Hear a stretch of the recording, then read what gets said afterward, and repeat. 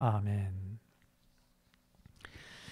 오늘 신명기 말씀인데요. 신명기라고 하는 이름을 들으면 대부분 신명, 즉 하나님의 명령을 기록한 책이다 이렇게 생각을 하는 사람들이 많습니다. 그런데 사실 성경에서 신명기만 하나님의 명령을 기록한 것이 아니죠. 모든 성경이 다 하나님의 명령, 하나님의 말씀을 기록하고 있다 이렇게 보는 게 맞습니다. 그런데 사실 신명기의 신자는 하나님을 뜻하는 신자가 아닙니다. 그보다는 되풀이하다, 계속해서 다시 하다 그런 의미를 가지고 있는 거듭 신자입니다. 명은 물론 하나님의 명령을 뜻하죠. 그러므로 신명기는 하나님의 명령을 거듭하여 되풀이하여 기록한 책이라고 말할 수 있습니다. 영어로도 신명기는 율법을 한 번이 아니라 두 번째로 이렇게 율법을 가르쳤다는 뜻의 듀트로노미라는 뜻을 가지고 있습니다. 두 번째 율법이라는 뜻입니다. 실제로 신명기에는 출애굽기에서 하나님이 주신 율법을 모세가 이스라엘 백성들에게 계속해서 다시 가르친, 되풀이해서 가르친 설교라고 말할 수 있습니다. 그래서 신명기에는 세 편의 모세의 설교로 구성되어 있다. 신명기 전체가 세 편의 모세의 설교라고 말할 수 있는데요. 1장부터 4장까지가 첫 번째 설교, 5장부터 26장까지가 두 번째 설교, 27장부터 31장까지가 세 번째 설교, 나머지는 부록이라고 할 수 있습니다. 그 중에서 오늘 말씀은 신명기 18장이기 때문에 모세의 두 번째 설교에 해당한다라고 볼 수 있습니다. 오늘 말씀에서 모세는 두 가지 중요한 내용을 말하고 있는데요. 그 첫 번째가 하나님의 백성들이 들어서는 안 될 것에 대한 이야기입니다. 듣는다는 얘기가 물론 귀로 듣는다는 말도 있지만 따라하면 안 된다. 그것을 따라가서는 안 된다. 그런 의미가 있습니다. 14절에 이렇게 되어 있죠. 내가 쫓아낼 이 민족들은 기륭을 말하는 자나 점쟁이 말을 듣거니와 내게는 내 하나님 여호와께서 이런 일을 용납하지 아니하시느니라. 즉 이제 장차 이스라엘이 가나안 땅에 들어가게 되면은 그곳에 있는 가나안 사람들은 전부 다 무당과 점쟁이 말을 듣는다는 것입니다. 하지만 하나님의 백성 이스라엘은 절대로 그들을 찾아가면 안 된다. 그들의 말을 들으면 된다. 그들의 말은 거짓말이고 가증한 말이기 때문에 그들을 찾아가는 행위 자체를 하나님이 용납하지 않으시겠다라는 것입니다. 이 말씀은 오늘날 우리들에게도 똑같이 적용됩니다. 그런데 과연 오늘날 우리가 이 문제에서 완전히 자유로울 수 있는가? 꼭 그렇지는 않은 것 같습니다. 일찍이 구한말에 한국의 복음을 가지고 온 헐버트 선교사라는 분이 있습니다. 호모 헐버트 선교사께서 한국 사회를 나름대로 이렇게 분석했습니다. 한국인들은 사회적으로는 유교도이다. 유교에 따라서 위아래를 따지고 어떤 예의 범절을 많이 찾죠. 사회적으로 볼 땐 다 유교도이다. 그런데 철학적으로는 불교도이다. 불교 철학에 따라서 이렇게 내세관도 가지고 있고 또 전생에 대한 그런 생각도 가지고 있고 이런 사람들이 많습니다. 그런데 고난 당할 때는 다 무속을 따른다라고 한국인의 심성을 잘 읽었습니다. 문제는 기독교인들도 거기서 크게 다르지 않다는 것이죠. 교회에도 위아래를 많이 따지고 그리스도인 중에도 농담 삼아 내가 전생에 뭐였나, 이 생망, 이번 생에는 망했다, 다음 생에 해보자. 이게 불교도적인 힌두교적인 개념이죠. 그리고 고난당할 때는 무속적인 그런 생각을 많이 가지고 있는 것 같습니다. 그리스도인 역시. 무속은 영적인 세계와 인간의 세계를 중개하는 무당, 점쟁이가 그 중심에 있습니다. 그들을 영매라고 하죠. 이 세상과 저 세상을 연결해주는 중간적인 매개체, 영매입니다. 그런데 종종 기독교인 중에는 목사를 일종의 영매로 생각하는 사람들이 없지 않습니다. 기독교인들이 무당과 점쟁이를 찾아가지는 않지만 물론 뭐 찾아가는 사람도 일부 있다고는 합니다. 겉으로 드러내놓고 절대로 찾아가지 않죠. 그런데 그들 생각 중에는 목사는 일반인이 듣지 못하는 하나님의 음성을 듣는다거나 또는 남들이 보지 못하는 하나님의 어떤 환상을 본다거나 또는 하나님으로부터 직통 계시를 받는다라고 생각하는 사람들이 종종 있다라는 것입니다. 그런 사람들이 목사를 맹종하고 추종하는 경우들이 많죠. 때로는 목사 스스로 그런 말을 하게 돼요. 내게는 그런 영험한 능력이 있다. 그래서 미래를 내다볼 줄 알고, 왜? 하나님께서 말씀해 주시니까, 그리고 뭐 환상을 보니까, 하나님의 음성을 들으니까, 이런 식으로 스스로를 사람들에게 속여서 권력을 취하고 금품을 취하고 심지어 성을 착취하는 그런 가짜 목사들도 없지 않습니다. 오늘 말씀은 우리에게 이러한 식의 거짓말에 술수에 속아 넘어가지 말아야 할 것을 충고하고 있습니다. 하나님의 백성들은 그래야 한다는 것이죠. 둘째로 오늘 말씀은 하나님의 백성이 들어야 할 것, 다시 말해 따라야 할 것, 청종해야 할 것이 무엇인가를 말하고 있습니다. 무당과 점쟁이의 말을 듣지 말아야 하는 대신에 하나님의 백성들은 하나님의 말씀을 들어야 합니다. 근데 문제는 하나님의 말씀을 들으려고 해도 하나님이 보이지 않는다는 얘기죠. 그리고 하나님의 말씀을 듣고자 해도 그 말씀이 우리 귀에 들리지 않는다라는 것입니다. 가끔 일부 목사들 중에는 습관적으로 내가 기도하는 중에 하나님 음성을 들었다, 하나님께서 내게 이렇게 말씀하셨다라고 하는 말을 하는 사람들이 있는데, 그것은 말하자면은 비유, 문학적인 멘트이지 과학적인 멘트가 아닙니다. 그 정확한 의미는 기도하는 중에 내게 이런 생각이 들었다, 기도하는 중에 내가 어떤 깨달음을 얻었다라고 하는 것, 그것이 전부입니다. 기도하는 중에 하나님이 귀에다 대고 왕왕 울리는 목소리로 무슨 말씀하셨다, 그건 아닙니다. 하나님은 우리 눈에 보이지 않고 우리 귀에 들리지 않는 게, 그 음성이 들리지 않는 게 사실 정상입니다. 만약 하나님이 수시로 우리 눈에 나타나고 하나님의 음성이 자주 귀에 육성으로 들린다, 그런 사람이 있다면 시급하게 정신과 전문의를 찾아가 봐야 할 것입니다. 오늘 말씀에서도 하나님은 이스라엘에게 백성들이 직접 나를 만나려고 하는 시도를 하지 말라는 그런 식의 말씀을 하고 계십니다. 이게 16절인데요.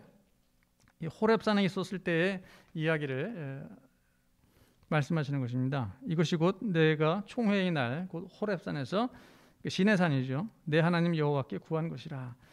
곧 내가 말하기를 내가 다시는 내 하나님 여호와의 음성을 듣지 않게 하시고, 왜? 하나님의 음성을 들으면 죽으니까. 다시 이 큰 불을 보지 않게 하소서. 하나님의 불, 하나님을 보면은 사람들이 죽으니까 시내산에서 하나님께서 여기 이상은 올라오지 말아라 하고 딱 그 펜스를 치게 하셨거든요. 근데 그것을 이스라엘 백성들이 넘어가려고 하다가 죽을 뻔한 그런 일들이 있었고, 실제로 또 하나님의 진노를 사서 그때 범죄한 이스라엘이 시내산에서 죽게 됐죠. 그 사건을 이야기하고 있습니다. 사람이 하나님을 보면 죽고 하나님의 음성을 들으면은 살 수가 없다는 거예요. 그래서 하나님께서는 모세에게 이스라엘 백성들이 당신에게 직접 다가오지 못하도록, 나오지 못하도록 하셨던 것입니다. 그럼 이스라엘은 어떻게 하나님 말씀을 들어야 되죠? 하나님께서 특별히 세우신 모세를 통해서, 하나님의 종 모세를 통해서 했습니다. 모세가 살아있을 때는 그게 가능했죠. 모세를 통해서 하나님의 말씀을 이스라엘 백성에게 전해주면 되니까. 그런데 오늘 말씀, 모세가 하는 이 설교는 장차 이제 내가 죽고 여러분들이 이스라엘이 가나안에 들어가면 절대로 무당, 점쟁이 말을 듣지 말아라, 미래의 일을 얘기하는 거거든요. 그럼 그때 모세가 없으니 어떻게 하나님의 음성을 들을 수 있을까요? 그때는 하나님께서 모세와 같은 선지자를 세워주시겠다라고 약속을 하셨습니다. 그것이 15절입니다. 내 하나님 여호와께서 너희 가운데 내 형제 중에 너희를 위하여 나 같은 선지자 하나를 일으키시니 너희는 그의 말을 들을지니라. 그런데 18절은 하나님께서 그 선지자의 입에 하나님의 말씀을 넣어주신다고 하셨습니다. 그 선지자가 임의로 말하는 게 아니라 그 선지자의 입에 하나님께서 하나님의 말씀을 넣어주신다는 거예요. 우리가 은행에 돈을 맡기는 것을 예금이라고 합니다. 예금이죠. 마찬가지로 하나님께서 당신의 말씀을 누군가의 한 사람에게 맡길 때, 하나님이 말씀을 맡긴 사람, 그 사람을 예언자라고 합니다. 하나님의 예언자. 하나님이 당신의 말씀을 그 선지자에게 맡겼을 때 그것을 이제 예언자라고 하는 것이죠. 그러므로 모세와 같은 선지자가 선포하는 말씀은 모세 그 자신의 말이 아니라 그에게 맡긴 하나님의 말씀, 하나님의 말씀이 선포되는 것이죠. 따라서 이스라엘은 모세와 같은 선지자의 말을 단순한 사람의 말이 아니라 하나님의 말씀으로 받아야 했던 것입니다. 구약 성경을 보면 그런 식으로 하나님의 말씀을 맡았던 선지자가 여럿이 나옵니다. 대표적으로 이사야 선지자, 그렇죠? 이사야 51장 16절 보면 이렇게 되어 있습니다. 내가 내 말을 내 입에 두고 내 손 그늘로 너를 덮었나니. 그러니까 하나님께서 하나님의 말을 이사야의 입에 두었다는 얘기예요. 모세와 같은 선지자죠.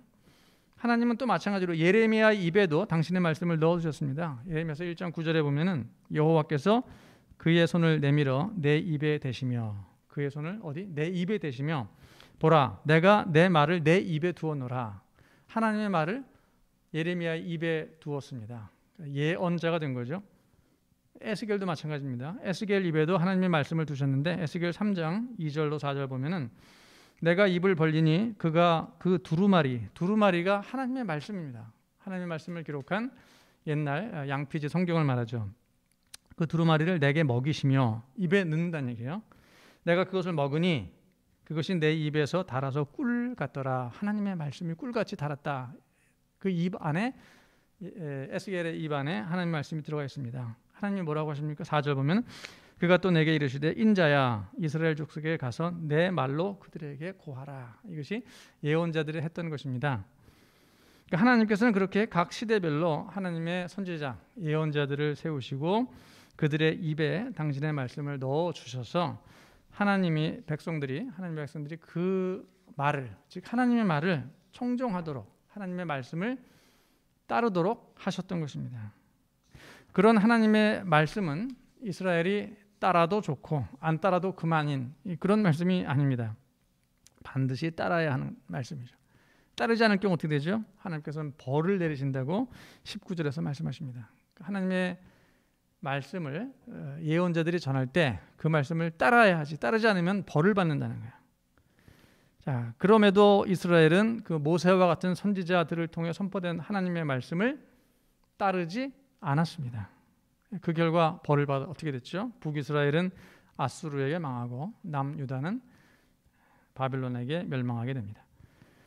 그런데 이스라엘은 왜 하나님이 세우신 모세와 같은 선지자, 그 입속에 하나님의 말씀을 넣어준 선지자, 예언자들의 말을 듣지 않았을까요? 거짓 선지자, 거짓 예언자들에게 속았기 때문입니다. 거짓 예언자들의 입 안에는 무엇이 없습니까? 하나님께서 맡겨주신 하나님의 말씀이 없어요. 그들은 진짜 예언자가 아니죠. 그럼에도 불구하고 그들은 마치 내가 하고 있는 말이 하나님의 말씀이다, 하나님이 내 입에 당신의 말씀을 넣어주셨다라고 속이고 말하기 때문에 이스라엘이 속았던 거예요. 하지만 원래 이스라엘에는 그런 거짓 선지자들이 발을 붙일 수 없었습니다. 오늘 말씀에 보면은 20절에 이렇게 되어 있죠. 그들을 반드시 죽이라고 하십니다. 20절 만일 어떤 선지자가 내가 전하라고 명령하지 아니한 말을 제 마음대로 내 이름으로 전하든지 다른 신들의 이름으로 말하면 그 선지자는 죽임을 당하리라. 죽임을 당한다. 수동형으로 되어 있는데 영어 성경을 보면은 능동입니다. You must kill. 너희들은 그를 죽여라. That prophet. 그 예언자, 거짓 예언자를 죽여라라고 되어 있습니다. 하지만 이스라엘은 그들을 죽이지 않았습니다. 죽이기는커녕 거짓 선지자의 말을 청종하고 오히려 누구를 죽였습니까? 진짜 하나님의 말씀을 전하는 모세와 같은 선지자, 이사야는 전설에 의하면 톱으로 켬을 당해서 죽었다라는 그런 전설이 있고요. 예레미야는 이집트에 가서 거기서 죽었다는 얘기가 있죠. 에스겔도 편안한 삶을 살지 못했습니다. 많은 고초를 당했습니다. 오히려 하나님이 세우신 모세와 같은 선지자들이 더 핍박을 많이 받았고 옥에 갇혔고 그리고 순교를 당하고 죽었던 것입니다. 거짓 예언자들은 승승장구했죠. 왕 옆에서 왕의 귀를 즐겁게 하며 맛있는 것을 먹고 배불리 대우를 받으며 승승장구했습니다. 하나님이 모세와 같은 선지자들을 무수히 보내주셨음에도 이스라엘 백성들은 그 선지자의 말을 듣지 않고 거짓 선지자의 말을 들었기 때문에 이스라엘이 망하게 됐던 것입니다. 누가 참 선지자이고 누가 거짓 선지자인지를 제대로 분별하지 못했기 때문이죠.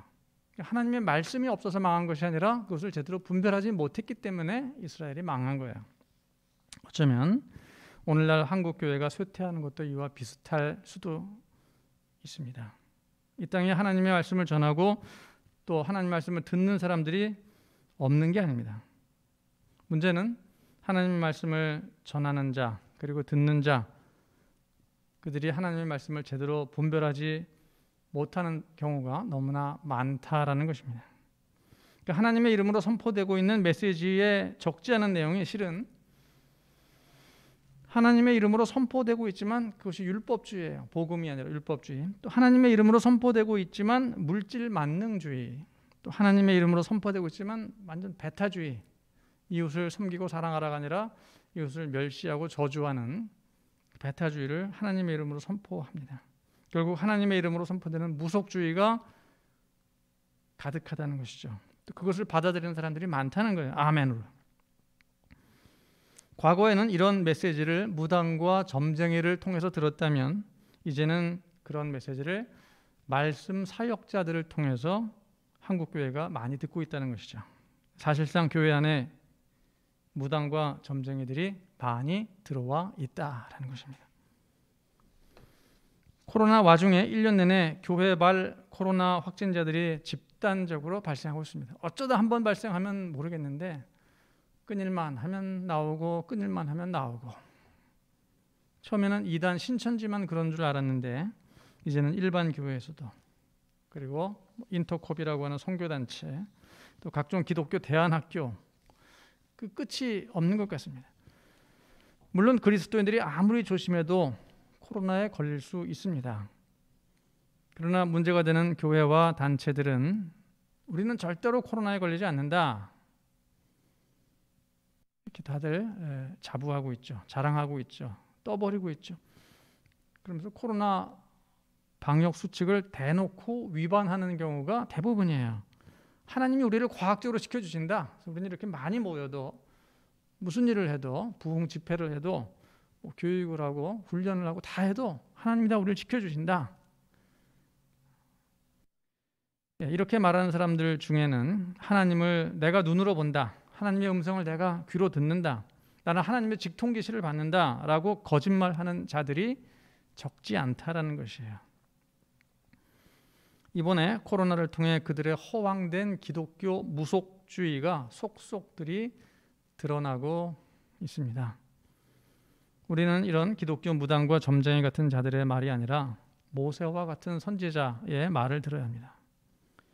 하지만 우리 시대에는 이사야 같은 선지자, 예레미야 같은 예언자, 에스겔 같은 하나님의 말씀을 그 입속에 받아서 전하는 자가 없죠. 어디 에스겔이 있습니까? 예레미야, 이사야 어디 있습니까?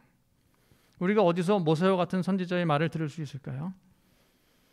그런데 사실 이사야나 예레미야나 에스겔 같은 선지자들도 진정한 모세와 같은 선지자는 아닙니다. 모세와 같은 선지자의 그림자이죠. 모세와 같은 선지자의 실체는 바로 우리 주 예수 그리스도이십니다. 지난주 설교가 기억나십니까? 지난주 설교에서 빌립이 나다나엘에게 예수님을 소개합니다. 여기 모세와 같은 선지자가 있다. 요한복음 1장 45절에서 빌립이 이렇게 얘기하거든요. 나다나엘을 찾아가 이르되 모세가 율법에 기록하였고 여러 선지자가 기록한 그이가 누굽니까? 즉 모세와 같은 선지자를 우리가 만났다. 요셉의 아들 나사렛 예수니라. 그를 보러 가자라고 소개를 하죠.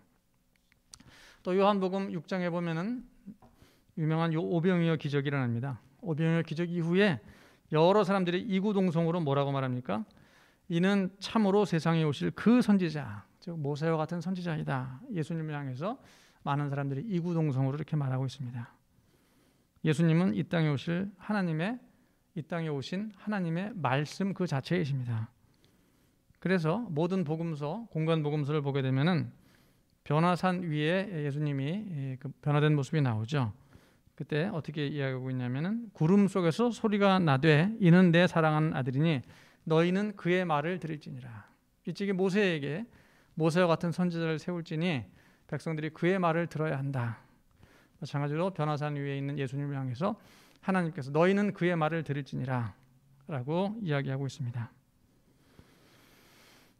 우리는 무당이나 점쟁이의 말이 아니라 예수 그리스도의 말을 들어야 합니다. 예수 그리스도, 그분의 말씀을 우리가 듣고 청종하고 따라야 합니다. 설령 교회에서 선포되는 메시지일지라도 그 내용이 예수 그리스도의 말씀을 가장한 무당과 점쟁이의 말이라면 듣지 말아야 합니다. 그런데 과연 어떤 말씀이 순전한 우리 주 예수 그리스도의 말씀일까요? 또 어떤 것은 예수 그리스도 이름으로 선포되고 있지만 사실은 인간의 허황된 이야기에 불과할까요? 그것을 우리가 어떻게 분별할 수 있을까요? 이 문제에 대해서 우리가 깊이 고민을 해봐야 합니다. 근데 고민하는 사람이 없어요. 그냥 하나님의 말씀을 누가 전하든 다 하나님의 말씀이다. 교회에서 하니까, 목사님이 하니까 아무런 분별의 과정 없이 그냥 고민 없이 받아들이는 사람들이 많은데 우리 이제부터는 깊이 고민을 해야 합니다.